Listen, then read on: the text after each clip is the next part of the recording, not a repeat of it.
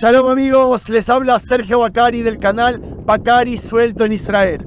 Otra vez con ustedes, otro sábado con la Torá en la mano en busca de la porción semanal. Hoy algo diferente, enseguida les voy a explicar. Y mientras en las sinagogas de Israel y del mundo se está terminando el cuarto libro con dos porciones llamada Matot y Masaei, nosotros estamos en un lugar que se llama Mevaseret Zion. Un lugar que le dio el nombre el profeta Jeremías. Y enseguida voy a relacionar todo. Antes les digo que Mevaseret Zion significa los que le van a dar la noticia a Zion, a Jerusalén. Que sí, está aquí detrás mío. Lo especial que tengo para hoy para contarles y primero para explicarles que en todas las sinagogas de Israel y del mundo, más allá de las porciones semanales, se lee algo que se le dice Haftará. Haftará significa concluir o despedirse y se refiere a lectura de los libros de los profetas y demás libros de la Biblia hebrea que se leen los sábados a la mañana después de la porción semanal. La porción semanal hace alusión a los primeros 5 libros de la Torá y la Haftará viene a ser atribución, le viene a dar lugar a los próximos libros de la Biblia, porque si no son estudiados o leídos durante la semana, quién sabe cuándo el hombre tiene posibilidad de escuchar y aprender de los mismos.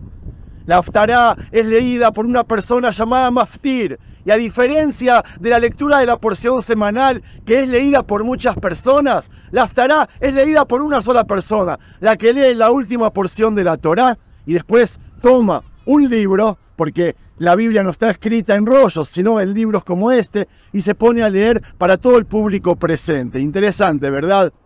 La Haftará es leída no solo los sábados y por la mañana, sino también los días festivos o los días de ayuno. Y otra cosa, antes de leerlas, se bendice antes y después, a diferencia de las porciones de la Torá que se bendicen de memoria, estas son bendiciones que están escritas.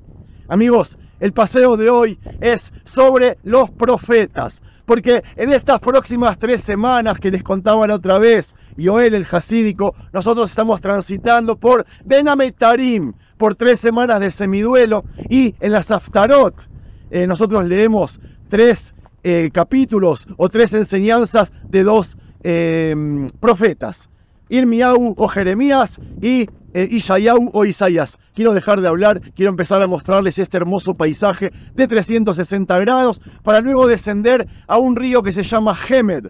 Hemed vendría a ser lindo, amado, y que está en las afueras aquí debajo, en las afueras de Jerusalén. Empecemos amigos y les voy a hablar sobre los profetas. Amigos, mientras recorremos este hermoso lugar, les quiero contar que durante las 3 semanas que van desde el 17 de Tamuz hasta el 9 del mes de Ab, en esas 3 semanas recordamos la destrucción de los templos de Jerusalén y a la par leemos más allá de las porciones semanales 3 de los más terribles pasajes de los libros de los profetas. Las primeras 2 semanas, estas que estamos ahora, 2 pasajes del comienzo del libro de Jeremías y la tercera, la semana siguiente, el primer capítulo de Isaías. Quizás en ningún otro periodo del año o de la Biblia entera, nosotros percibimos tan marcadamente la fuerza perdurable de los grandes visionarios de Israel. Y presten atención. Recordemos que los profetas, amigos, ante todo, no tenían poder. No eran reyes ni miembros de la corte real. No eran, en general, sacerdotes ni miembros del grupo religioso. No tenían funciones, no eran elegidos. Todo lo contrario, eran con frecuencia profundamente impopulares. Ninguno más que el autor de la Haftará de esta semana, Irmiau, Jeremías, que fue arrestado, golpeado, abusado y procesado, salvándose a duras penas de su propia muerte. Raramente fueron aceptados los profetas en su tiempo. La excepción más clara es la de Jonás, que hablaba a no judíos, a los habitantes de Nínive, pero que sus palabras fueron registradas para la posteridad y se transformaron en importantes textos del Tanaj, la Biblia hebrea. Fueron los primeros críticos sociales del mundo y sus mensajes continúan vigentes a través de los siglos. Como decía mi rabino Shlomo Shabra, cuando muere el rey termina su poder, pero cuando muere el profeta, su influencia solo comienza. Lo que diferenciaba al profeta es que no predecía el futuro. El mundo antiguo estaba lleno de esos personajes. Videntes, oráculos, adivinos, exorcistas, chamanes, todo ese tipo de gente que se atribuían el control de las fuerzas que gobiernan el destino y que modelan nuestro fin o lo ajustan a su voluntad. La Torá y el judaísmo, les recuerdo, jamás tuvo tolerancia para ese tipo de personas. La Torá prohíbe al que practica la adivinación o la magia. Aquel que interpreta los signos, que se dedica a la brujería, que manda hechizos o que es un medium que conecta con los muertos. La Torá no cree en esas prácticas porque cree en la libertad humana. El futuro, dice la Torá, no está predeterminado. Depende de nosotros y de las elecciones que hagamos. Si una predicción se cumple, es exitosa. Si la profecía se cumple, entonces ha fracasado. El profeta, amigos, nos dice lo que ocurrirá si no observamos los peligros y enmendramos nuestras vidas. Él o ella, ya que les recuerdo que hay 7 profetisas en el judaísmo, no predecían, no predicen, solo advertían. Tampoco fue original el profeta al bendecir o maldecir al pueblo. Ese era el don de Bilam, no el de Isaías o Isaías ni el de Jeremías. En el judaísmo, la bendición viene de los sacerdotes, no de los profetas. Amigos, varios factores hicieron que los profetas fueran especiales. El primero fue su sentido de la historia. Los profetas fueron los primeros en ver a Dios en la historia. Nosotros tendemos a tomar nuestro sentido del tiempo como algo dado, ¿verdad? El tiempo ocurre, el tiempo fluye. Como expresa el dicho, el tiempo es la forma que tiene Dios de evitar que todo ocurra a la vez. Pero en realidad, y hay que decirlo, hay varias formas de relacionarse con el tiempo, y distintas civilizaciones lo han percibido en forma diferente. Hay un tiempo cíclico, como el lento progreso de las estaciones del año, o el ciclo de nacimiento, crecimiento y muerte, ¿verdad? El tiempo cíclico es el que ocurre en la naturaleza. Algunos árboles tienen larga vida, los insectos de la fruta muy corta, pero todo lo que vive a la larga muere. ¿Las especies perduran? ¿Sus miembros individuales? No. En Coelet, Eclesiastés, se encuentra una de las expresiones para mí más famosas del tiempo cíclico en el judaísmo. Él dice, el sol sale y se pone y gira de vuelta a donde salió. El viento sopla del sur y se torna al norte. Da vuelta y vuelta, volviendo siempre a su paso. Lo que se hizo volverá a hacerse nuevamente. No hay nada nuevo bajo el sol, nos dijo. Amigos, hay también un tiempo lineal, el tiempo como consecuencia de causa y efecto, y finalmente hay un tiempo como mera secuencia de eventos sin ningún tema básico.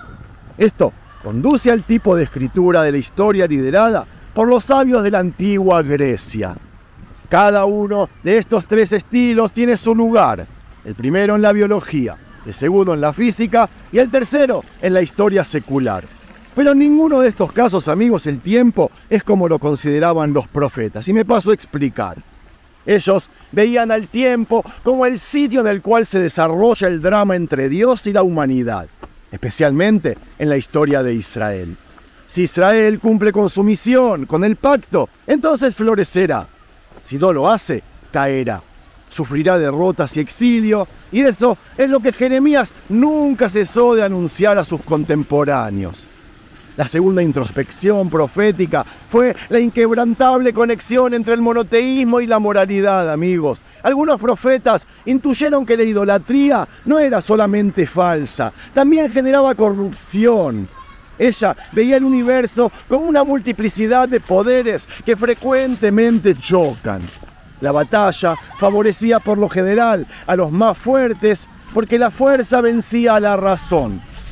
La fuerza vencía a la razón y, mientras que los más aptos sobrevivían, los débiles perecían.